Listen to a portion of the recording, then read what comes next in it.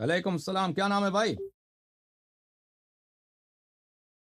اللہ یاری صاحب، میرا نام ندیم ہے، میں پاکستان سے بول رہا ہوں، ملتان، شہر ملتان سے۔ جی ندیم بھائی، کیا حال چال ہے؟ خیریت سے ہیں آپ؟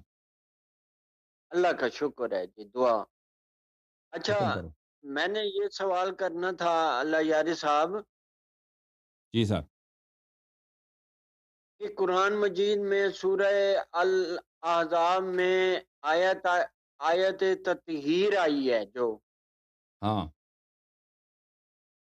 اس کے سیاق و سباق میں تو ازواج مطہرات کی بات ہو رہی ہے، ہاں تو انما یرید اللہ لیذھب عنکم الرجس، اس سے اپنا یہ ازواج مطہرات مراد ہے، یہاں پہ نص قطعی ہے۔ ہم۔ آپ کیا کہتے ہیں؟ آپ کیا کہتے ہو؟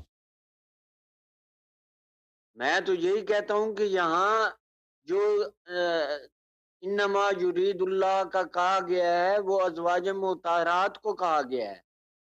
اوکے، ہاں جی، اچھا، یہ آپ کو آپ پتہ ہے فرمائیں۔ اگر ایسا ہے تو رسول پاک صلی اللہ علیہ وآلہ وسلم سے کیوں ایک بھی حدیث نہیں ہے کہ انہوں نے ان آیات کو ازواج سے خطاب کر کے پڑھا ہو؟ نہیں، جب قرآن مجید کی نص قطعی میں آ گیا ہے تو پھر حدیث نہیں آئی تو کیا ہو گیا ہے؟ اوکے، میں آپ کو ایک قرآن کی آیت دکھاتا ہوں،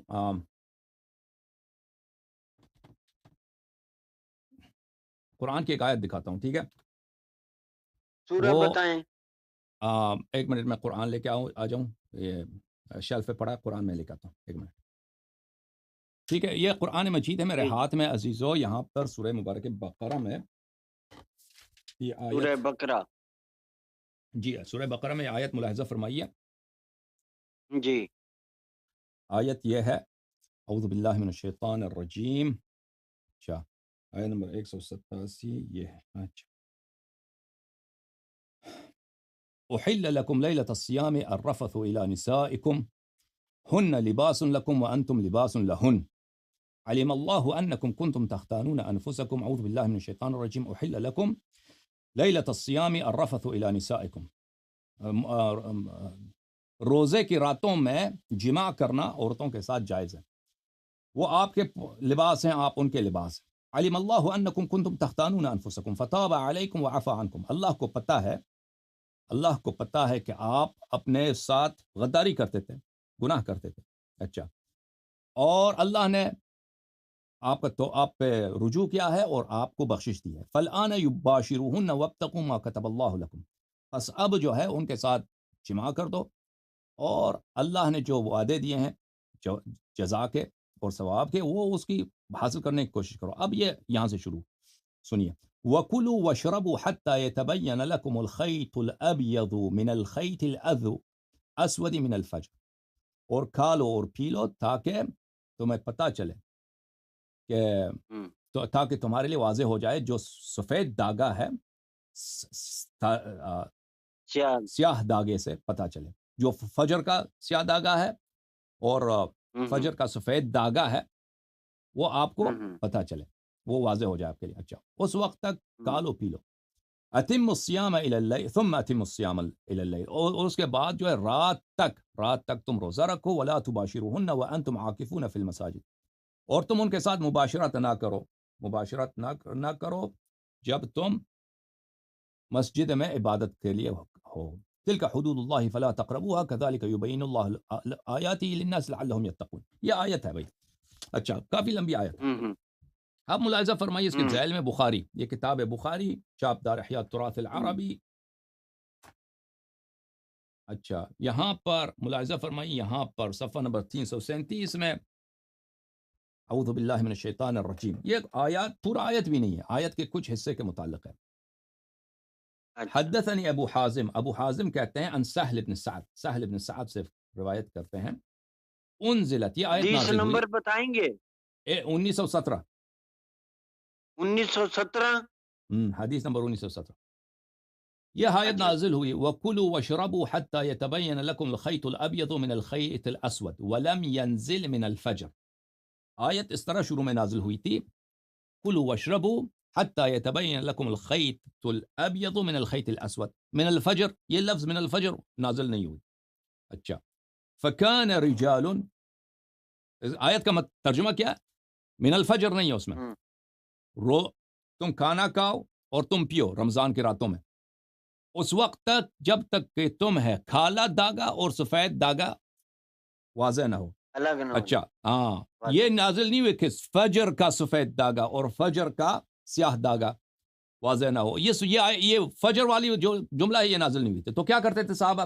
فكان رجال اذا ارادوا الصوم ربط احدهم في رجله الخيط الابيض والخيط الاسود ولم يزل ياكل حتى يتبين له رؤيتهما. تو صحابہ یہ کرتے تھے کہ بھئی وہ اپنے ٹانگوں پہ جو ہے داغا باندھتے تھے، سفید داغا اور سیاہ داغا، اور کانے شروع ہو جاتے تھے، اور اس وقت کانے رہتے تھے کہ بالکل روشنی ہو جاتی تھی، روشنی ہو جاتی تھی، اور پیروں پہ نظر جب تک وہ سیاہ سفید داغے نظر نہیں آتے تھے تو وہ کھانا کھاتے تھے.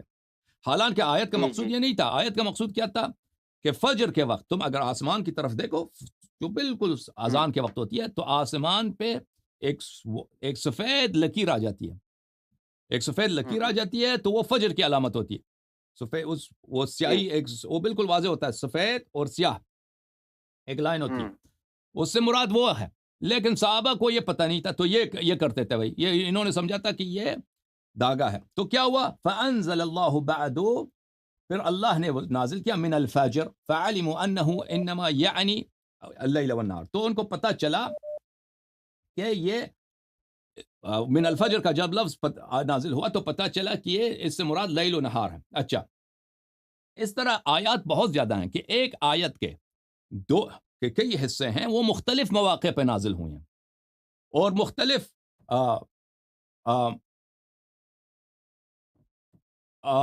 مخاطبین سے نازل ہوئے ہیں. تو یہ جو آپ کہہ رہے ہیں نا کہ یہ آیات تو ایک ہی ہیں، آیات تو ایک ہی ہیں میرے بھائی، آیات ترتیب کے لحاظ سے دیکھا جائے ایک ہی ہے، لیکن اس کا مطلب یہ نہیں ہے کہ ایک ہی ساتھ نازل ہوئی ہیں. یہ قرآنی حقیقت ہے. میں آپ کو دکھاتا ہوں کہ اچھا اس کی مثالیں ہمارے پاس بہت ہے. میں آپ کو الاتقان سے ایک منٹ، الاتقان سے ملاحظہ فرمائیے. یہ کتاب ہے الاتقان فی علوم القرآن، تالیف السیوطی، چاپ دار الفکر. یہاں پر فی کیفیت انزالہ، قرآن کے نزول کے متعلق صفحہ نمبر 61 میں ان کے پاس ایک باب ہے. بلی فرع الذي استقرئ من الاحاديث الصحيحه وغيرها ان القرآن كان ينزل بحسب الحاجه 5 آیات او 10 آیات او اکثر و اقل. قرآن جو ہے وہ اس طرح نازل ہوتا تھا حاجت کے لحاظ سے. یہ مختلف احادیث میں ثابت ہے کہ کم یا زیاد، مختلف احادیث میں ہے کہ کم یا زیاد نازل ہوتا تھا. تو ہو سکتا ہے کہ ایک دفعہ 5 آیتیں ایک دفعہ نازل ہوں، ایک دفعہ ہوتا ہے کہ ایک آیت کا ایک جزو ایک دفعہ نازل ہو. تو کہنے کا مقصد یہ ہے کہ یہاں پر جو اس آیت کی آپ بات کر رہے ہیں آیت تطہیر، کیونکہ یہ سب ایک ساتھ ہیں. اس کا مطلب نہیں ہے کہ ایک ساتھ نازل ہوئی ہیں، ایک ساتھ نازل ہوئی ہیں. بہت سارے آیات ہیں. اگر میں آپ کو مثال دینے لگوں تو مثالیں اس کی بہت زیادہ ہیں کہ ایک آیت ہے، ایک چھوٹی آیت ہے، اس کا ایک جز ایک دفعہ نازل ہو، دوسری جگہ پہ نازل ہوئی. اور اس طرح بھی نہیں ہے کہ سب ایک ہی شخص سے خطاب ہو. ملاحظہ فرمائیے، میں آپ کو ایک اور بات دکھاؤں قرآن مجید کے متعلق جو بہت واضح حقیقت ہے قرآن مجید کی. یہ کتاب ہے الاتقان للسیوطی، جزء اول میں. یہاں پر ملاحظہ فرمائیے فی وجوہ مخاطبات، یہ صفحہ نمبر ہے، صفحہ نمبر 345. قرآن مجید میں خطاب کے اقسام، وجوہ مخاطبات ہے، خطاب کے اقسام. قرآن مجید میں خطاب کے کئی اقسام ہیں، بہت سارے اقسام بتاتے ہیں. اس میں سے خطاب کا یہ قسم یہ ہے السادس والعشرون، 26واں خطاب یہ ہے خطاب الشخص ثم العدول الى غیرہ، کہ ایک شخص سے مخاطب ہوتا ہے پھر دوسری طرف عدول کر جاتا ہے ایک ہی آیت میں. یعنی آیت کا صدر، آیت کا ابتدا ایک شخص سے خطاب ہے، پھر آیت کا ذیل کسی اور شخص سے خطاب ہے. اس کے مثالیں بہت زیادہ، میں آپ کو کئی مثالیں اس کا دے دیتا ہوں. اچھا مثلا سورہ فتح، اجازت دیں، سورہ فتح میں अच्छी बात है, मैं मुझे 30 सेकंड दे, फिर मैं खत्म। इन्ना अरसलनाका, अच्छा इन्ना अरसलनाका, हमने तुझे भेजा शाहिद बनाकर, मुबशिर बनाकर और नज़ीर भेजाकर। ये किससे खिताब है? रसूलुल्लाह सल्लल्लाहु अलैहि वसल्लम से। लितुअमिनु बिल्लाहि, रसूलुल्लाह हाँ लितुअमिनु, ताकि तुम ए मुसलमानों, ताकि तुम ईमान लाओ अल्लाह और रसूल पर सल्लल्लाहु अलैहि वसल्लम पर। तो ये खिताब यहाँ पर रसूल सल्लल्लाहु अलैहि वसल्लम से है, फिर फौरन उसके बाद खिताब चेंज हो जाती है किससे? वो मुसलमानों से। इसके मिसालें बहुत ज्यादा हैं और एक आयत में भी दिखा सकता हूँ। कहने का मकसद यह है, कहने का मकसद यह है, सुमह आप लोगों के पास सिर्फ एक दलील है कि ये आयत अजवाज के लिए। वो दलील क्या है? जी तरतीब जी कुरान, तरतीब कुरान और सियाक सबक। हमारे जवाब इसका क्या है? पहली बात यह है कि ये तरतीब साबित नहीं है कि रसूलुल्लाह सल्लल्लाहु अलैहि वसल्लम से है। तरतीब, ये तरतीब रसूल, बल्कि आयशा का अपना कौल है कि सूरह अहज़ाब की आयतें तो बहुत सारी थी, 200 आयतें थी, उस हदीस भी सही है, बहुत सारी आयत खो गई। अब हो सकता है यहीं पे कई सारे आयतें खो गई हूँ, क्या पता। और ये तरतीब रसूलुल्लाह सल्लल्लाहु अलैहि वसल्लम से, इसकी कोई दलील नहीं है। अब इसको बात को छोड़ देते हैं, कहते हैं सल्लम, ये तरतीब रसूल पाक सल्लल्लाहु अलैहि वसल्लम से। अगर ये तरतीब उनसे हो भी मेरे भाई, अगर उनसे हो भी, तो ये बात याद रखने की है कि सियाक सबक से इस्तेदलाल करना इस बात से मुतारिज़ है, कुरानी हकीकत से नासाजगार है। वो कौन सी कुरानी हकीकत है? ये कि कुरान की एक ही आयत के बहुत सारे इस तरह हैं कि बहुत सारे हिस्से मुख्तलिफ मौके पर नाजिल हुए हैं। इस तरह नहीं है कि अगर एक ही आयत है तो एक ही दफ़ा नाजिल हुई है। या आपके उलमा की जो है वो फ्रॉड है, आपके मकर है आपके साथ, का आपको ये धोखा देते हैं। दूसरी बात यह कि खिताबात कुरान, कुरान में बहुत सारे ऐसी जगह हैं कि खिताब, एक जगह खिताब किसी शख्स से है, उसी आयत में फिर उदूल कर जाता है, खिताब किसी और जगह से हो जाता है। और मान हनफी आए तथहीर में इससे पहले वक़र्न फी बुयूतिकुन्ना वगैरह वगैरह, ये सब सीगा क्या है? सीगा जमअ मुअन्नस है, सीगा जमअ मुअन्नस मुखातब है। लेकिन जो ही आयत तथहीर शुरू हो जाती है, इन्नमा युरिदुल्लाहु लियुज़हिब अन्कुम अन्कुन्ना नहीं है, खिताब बदल गया। लफ्ज़ में वाज़ेह है कि खिताब यहाँ पे उदूल कर गया है। यहाँ पे खिताब किसी और शख्स है, वो पिछले वाले से नहीं है, क्योंकि पिछले वाला जो खिताब था जमअ मुअन्नस है, ये जमअ मुज़क्कर है, अन्कुम। और फिर अहादीस रिवायात रसूलुल्लाह सल्लल्लाहु अलैहि वसल्लम ने इस हदीस को किससे पढ़ा है? एक जगह हमें दिखाओ कि अज़वाज के लिए पढ़ाओ, नहीं पढ़ा। सिर्फ इस आयत को, इसी हिस्से को, इन्नमा युरिदुल्लाहु लियुज़हिब अन्कुम अर्रिज्स अहलल बैत व युतहिरकुम तत्हीरा, इसको पंजतन पाक से खिताब करते हुए उन्होंने बारहा पढ़ी है, बारहा 30 से ज्यादा सहाबी से मरवी है। समझ में आई ये बात आपको? ये मुख्तसर इस्तिदलाल है हमारा, इस्तिदलाल की तफसील बहुत ज्यादा। जी सर। मेरी अर्ज सुने सर, मैं फिर वही कि कुरान मजीद देखें, या निशान जी, ए नबी की बीवियों, ये सारी तरतीब जो आ रही है, अब इसमें ये नहीं हो सकता कि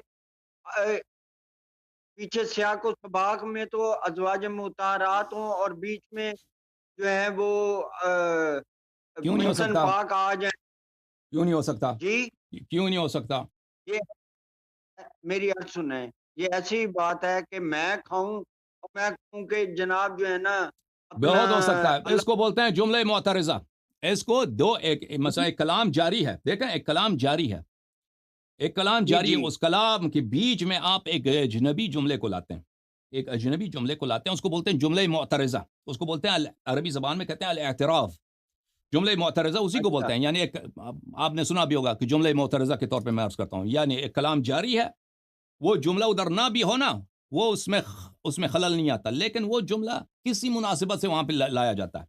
मुलाहिज़ा फरमाइए, अल-बुरहान फ़ी उलूम अल-कुरान है, तालीफ़ अज़्ज़रकशी, अल-जुज़्अ अल-सालिस, चाप दारुत तुराथ, यहाँ पर अल-क़िस्म अल-सानी वल-उशरून, कुरान मजीद की बलागत के अनवा में, बलागत के असालीब में 22वां उसलूब क्या है? अल-एतराज़ जुमले मुअतरिज़ा।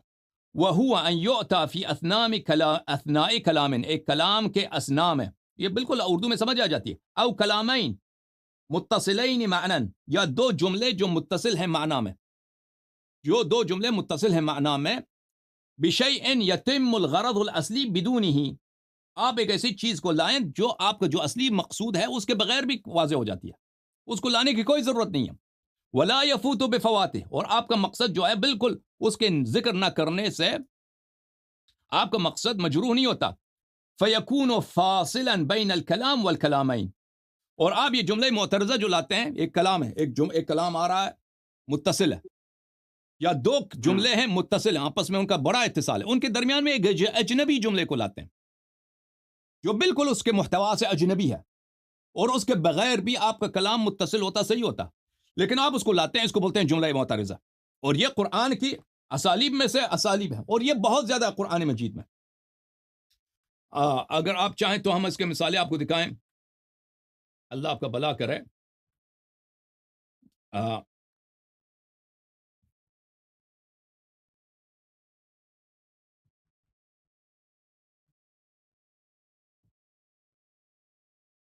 یہ قرآن مجید ہے، سورہ بقرہ میں، والوالدات يرضعن اولادهن حولين كاملين لمن اراد ان يتم الرضاعة.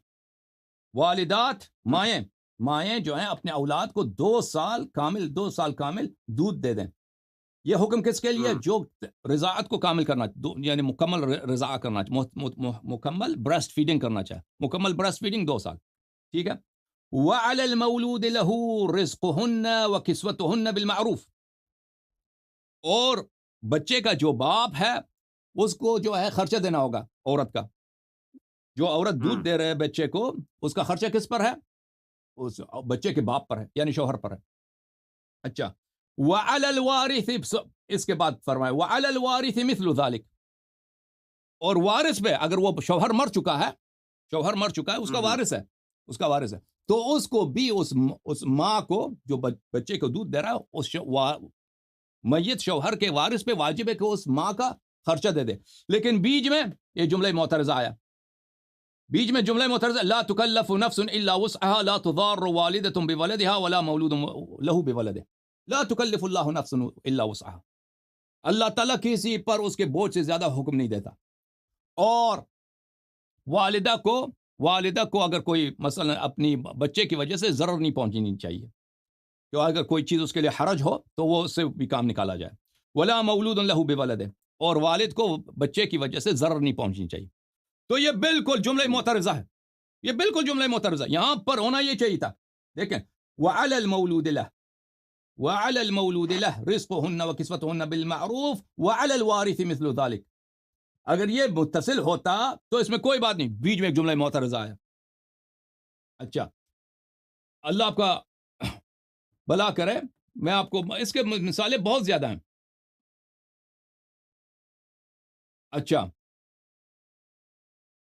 مثلا او كصيب من السماء فيه ظلمات ورعد وبرق يجعلون اصابعهم في آذانهم من الصواعق حذر الموت يكاد البرق يخطف ابصارهم.